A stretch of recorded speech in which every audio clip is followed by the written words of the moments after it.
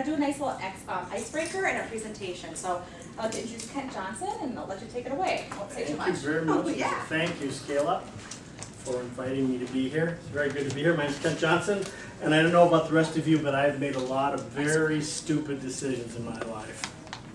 And boy, are they starting to pay off. And I'm not talking about the clothing choices that I've made here today. Okay, that's a separate thing. But at the beginning of the year, as I kind of parted ways with my employer, I thought, well, maybe I could take advantage of a talent that I have that I've been using for the last 4 years or so and make a living of it. So I'm on the very early road that many of you have already come quite a ways on and are doing well, and actually have to kind of be doing well to even have gotten involved with ScaleUp. Yep. So that's exciting, and I'm not worthy, but I'm so glad to be here, and we're going to have a little bit of fun. I branded myself as that cube guy, so that might give you a little hint about what it is we're going to talk about.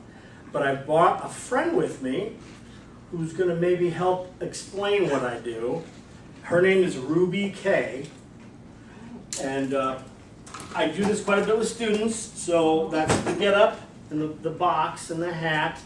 Kids love it, but I thought, well, I'm going to do some of the kid stuff for you guys too. So Ruby's in here, and if we ask nicely, she might come out. So let's see, where is she? Oh, well, there's my lunch. And, my second lunch. And there's my this is my speed timing hat, my timing hat. We'll use that later. But she seems to have slipped out. Listen, if you can look around and see if there's a Rubik's Cube on the ground somewhere, if you can point to it and let me know, I'm going to need it here. If we're gonna. So the kids, of course, freak out and they're pointing right at it. She's right there, and I look and oh, there's nobody here. When I do this presentation for college kids, they're so sure I'm going to pull a ventriloquist dummy out. Right. That I see it on their faces, you know, like, oh no, he's pulling out a ventriloquist dummy. But this, of course, is just so much better. I've been solving the Rubik's Cube since it came to our high school, Wheaton Central. It's 1980, and have been solving it under a minute ever since then. If you Google my name in the contest, you'll find me in 3rd place in Chicago. So that was the end of my career solving the cube quickly. But I have since then used it in church settings, in school settings, in business settings substantially in the last 10 years. I've used it selling enterprise software. Just here and there is kind of a fun way to open a sales pitch, open a meeting. Are you going to demo it? So 60 seconds? maybe we'll do it, I don't know. But, Yeah, right. recently I had a chance to visit 4th graders in Warrenville at Bauer Elementary, if anyone knows Warrenville. And I had bumped into an old junior high classmate, started talking, and she invited me to come, and it was great. So I visited the 3 classes right in a row. I did 40 minutes for each class. I talked about fractions. And when I came to the last class and I opened the door, this little 4th grader, how old is a 4th grader? 10. 10, this little 10-year-old boy turned to me. So he turned to me, he's got his cube in his hand, big grin, and he says, "You don't know how long we've been waiting for you." That was the moment I knew that's what I want to be doing. So I can do trade shows, I can do meetings like this is great. But to have a 10-year-old look at you and say that melted my heart. You know, I was lucky to get the rest of my presentation done after hearing that. But I want to say the same thing is true here, because we're all on a road, but all of you have in a sense already made it. You've been in a successful business, and I want to say welcome. We're so glad you're here, that you finally made it, and you can say that to each other. Isn't it great? We've reached a level of success. We won't assume it from here on out, but today, right here for these few hours we're together, we can pat each other on the back and say, we've come so far, and we've made it. And we have lots to but congratulations. You don't know how long we've waited. I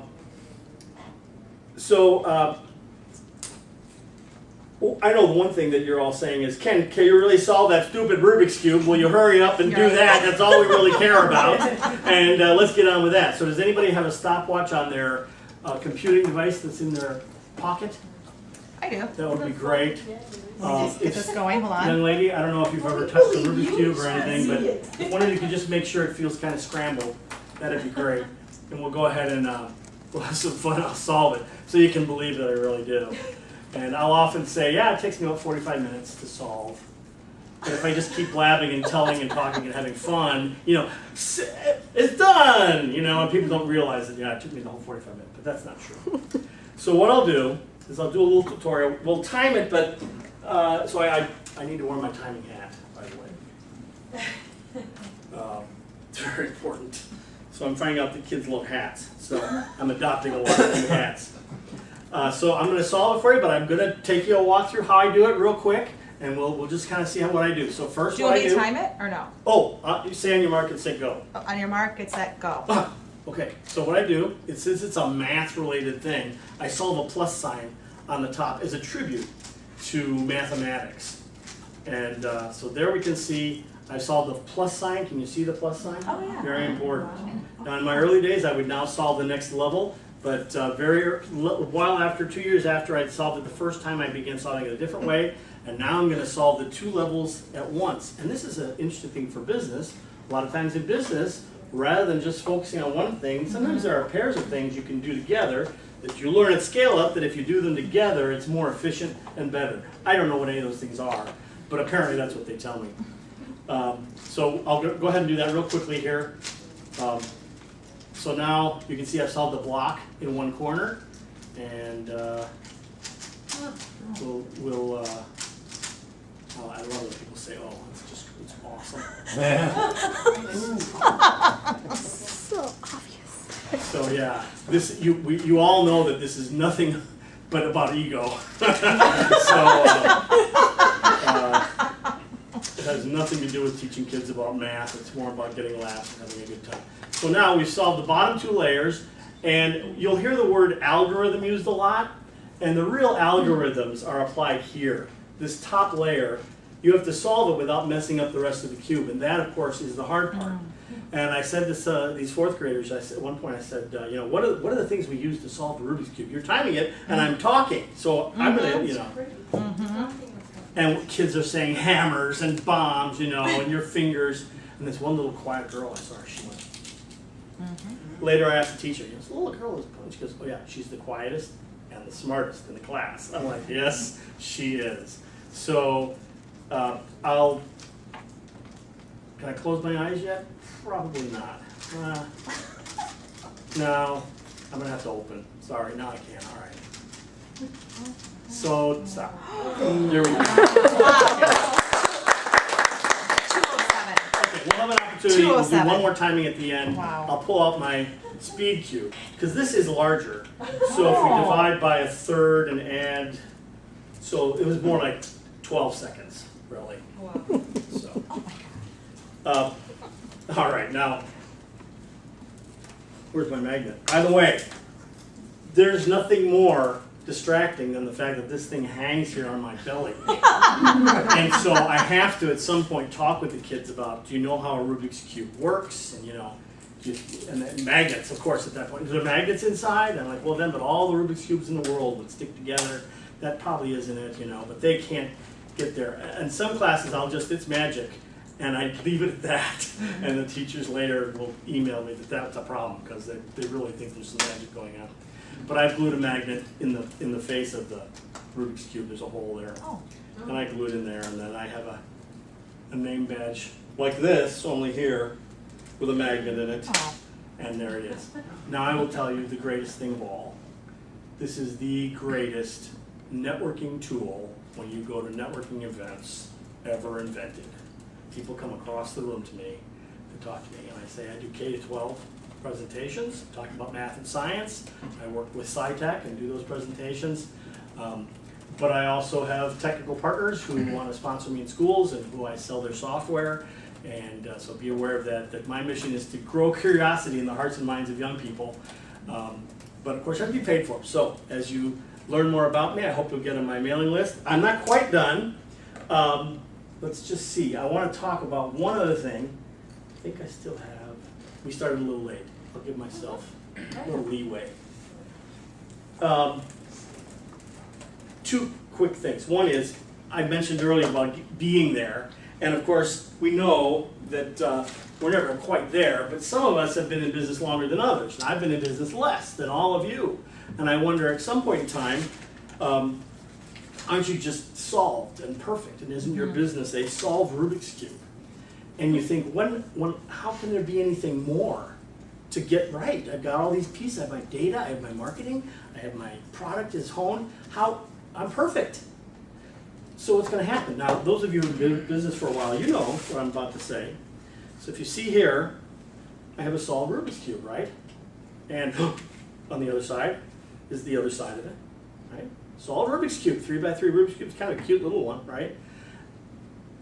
But when we peel away the fog that hides the CEO and the levels of business success, what we see is, yeah, there's a solved 3x3 Rubik's Cube there, and there's a solved 3x3 Rubik's Cube there. But as you become more successful, and I've met many successful people, even in their spiritual and family lives, who know that the more better you get at what you're doing, what actually happens is the more layers you expose that you realize that you need to get right. The good thing is that your business functions really well just on that much.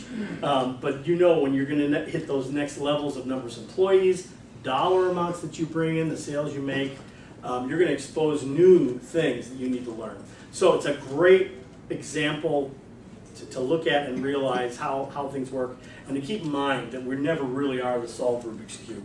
In fact, I think the danger is to actually think you're this, and to relax will probably be the downfall of your company. So, one other story. Second grade class I went to, I heard that there was a young boy who could solve it there. And I'm always willing to race, but I've never really come across anybody who solved it under 2 minutes. I couldn't race somebody who took 10. It's a long time. So and I knew there was this little boy, and the class was excited, and these are second graders, and I'm like, am I going to beat the second grader? What am I going to do? Boy. And I feel like I'm Kramer beating up all the second grade judo kids, you know, and being a champion. So I asked the teacher, and she said, no, you should just do your best. Okay, and the kids cheered him on, and he gets up next to me, and we scramble each other's cubes. And I'll tell you what, because I was so lousy there, I'm going to do a speed timing now, okay? So I'm still wearing a silly timing hat, so it's appropriate. Can we just do that real quick? And I'll tell you what happened with Timmy after one last solving. So are you ready? Yeah. Tell me when you're ready. I get to actually look at it. So if somebody looks at a cube before they solve it, that's allowed. Okay. Okay, you can say anytime. Ready, get set, go.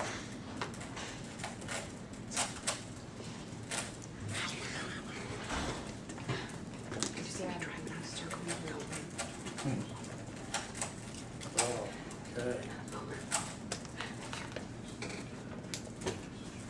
Oh no.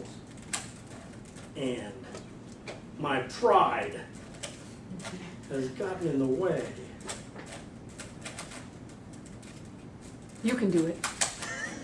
I don't do it under a minute. They don't pay me. Oh, okay, well, keep on going. Wait a second. Is Brian out there? Right. Wait, it's raining.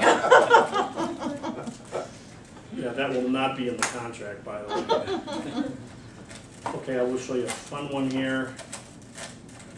All right, I have two edges flipped, and that's really a weird thing to think of. There's two edges just flipped, and we solve them, and there we go. Okay. A minute two. A minute two. I mean, that's too much. So, didn't do as well as I thought I should do. I feel poorly. Like So I right? beat Timmy soundly. I did. I beat him by like 40 seconds.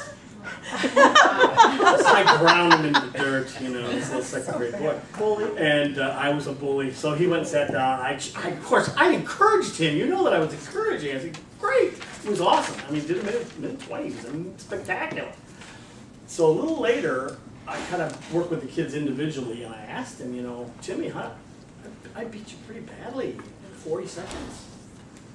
And he's looking at me, and so, you know, how do you feel about that? And he goes, it's okay. I did my best time ever. I was put in my place. And I struggle with fear of failure, and I struggle with wondering if I can make a living doing this, and we all struggle with that. And here's a little second grade boy who understood if he could go up against the best guy ever in his life, that it would push him faster than he'd ever been before. So I encourage all of you to do the best time in your life. The next time you meet a challenge, the next time you meet the competition, remember that little Timmy, because he did the best time ever. Thank you. I mean, I think it was probably hard when you first saw